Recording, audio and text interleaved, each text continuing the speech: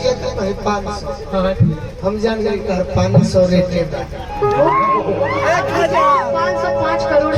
ठीक कोई निकाल के तो दिखा दे। अंजनी चाचा कर 500 वो बहुत है अंजनी चाचा ये 500 के होई करा जेब से निकाल के दिखा दे। तो ठीक है कोई बात नहीं हमरा खातिर 5 तो 500 ले ले बड़ो लोग सधाली है बोलो ठीक है बोलो भैया कोई दिक्कत नहीं। चाहो दिया बाकी सब ना सोचा होया ना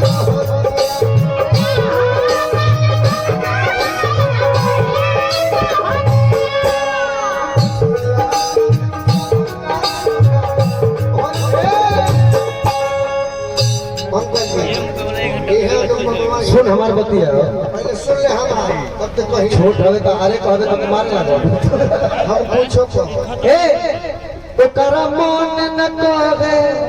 अरे तो करा मन न रहे कहे खाती भैया हो तो करा मन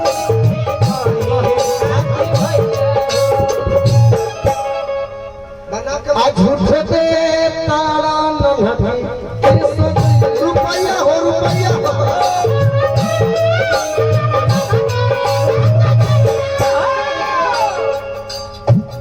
हमारा उतना नहीं खुल कि हम गरीब हो जाए बाकी हम तारा बड़े बताइए अभी एक ही चीज के लिए 20 बार बोल चुके हैं मैंने तो हमारी मैंने तारा के देवे खातिर कहे नहीं। अच्छा हम देले बनी नु पैसा दीजिए हम देले बनी नु हम देले बनी तो तू एक दिन दी बिल्कुल आपकी बहन हो खुशी खुशी पैसा ले लीजिए। मोहन हो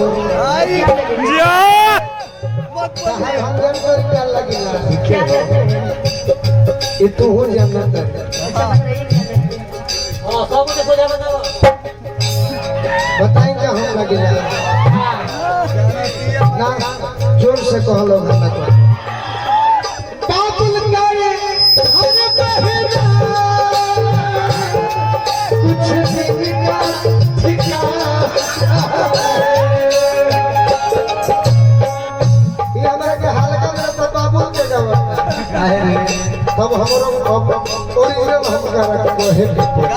हम अपन गंगा छुपावत नहीं कोई नहीं नीचे हम खुद का घबराई कहते मिठो से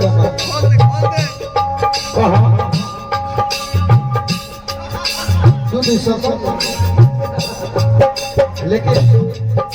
मिसी भेज को है तनी तू भइए को है नहीं ई बात के गावा तो कब पहले मेरे दिमाग में अरे नई हर में पेट मारू पिया रवा के पोपी ई जनी कुछी हो बात तो कभी आवाज से छोपी चाहिए या पिया वाला के जोई कर गोज दिखी जई भूलियाई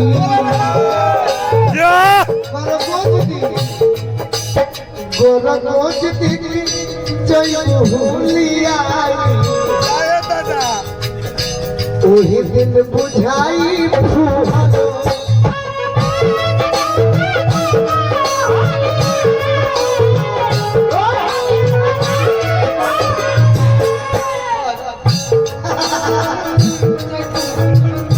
फूलो बोले दे काजल में खेले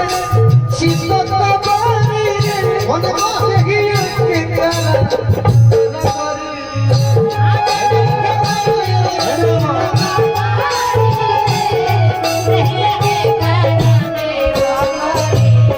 ताने ये चितौरी तू बड़ू